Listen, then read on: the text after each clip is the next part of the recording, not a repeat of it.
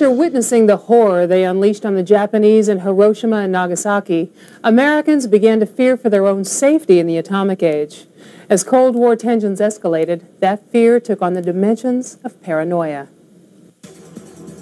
In the wake of World War II, people in the West develop a preoccupation with the spread of communism.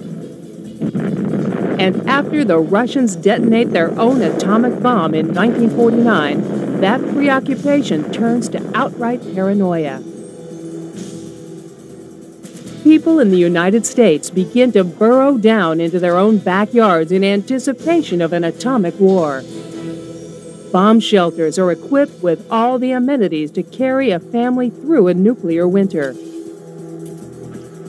There's an overwhelming feeling of imminent invasion, of technology that threatens to destroy all mankind. It's an interesting parallel that this period of Cold War paranoia corresponds with the emergence of UFOs in popular culture.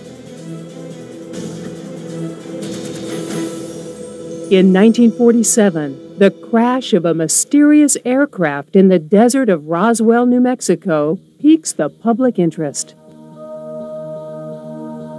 Despite countless denials by the United States government, some remain convinced that the military is covering up the wreckage of an alien spacecraft.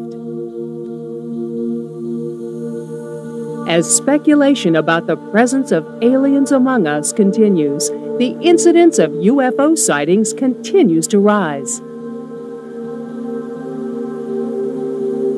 The military claims that people are seeing weather balloons and experimental aircraft, but eyewitnesses continue to believe that what they have seen is not of this earth.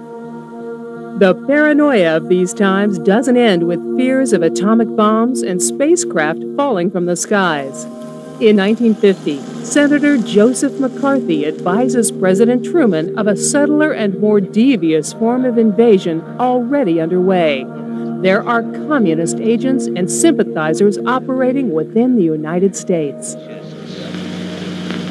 Soviet imperialism has replaced Nazi imperialism as a threat to the peace of the world. Gripped by fear and perhaps by political obsolescence, McCarthy forms the House Un-American Activities Committee to root out America's red infestation.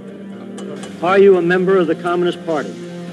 Or have you ever been a member of the Communist Party? I have told you that I am. Throughout the 50s, the committee conducts its investigation. Communist Party of the United States is a fifth column if there ever was one. It is far better organized than were the Nazis in occupied countries prior to their capitulation. They are seeking to weaken America, just as they did in their era of obstruction when they were aligned with the Nazis.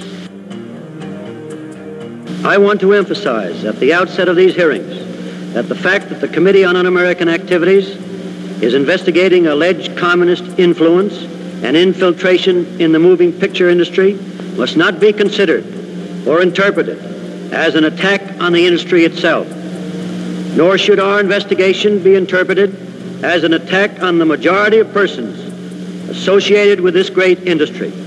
I have every confidence that the vast majority of movie workers are patriotic and loyal Americans.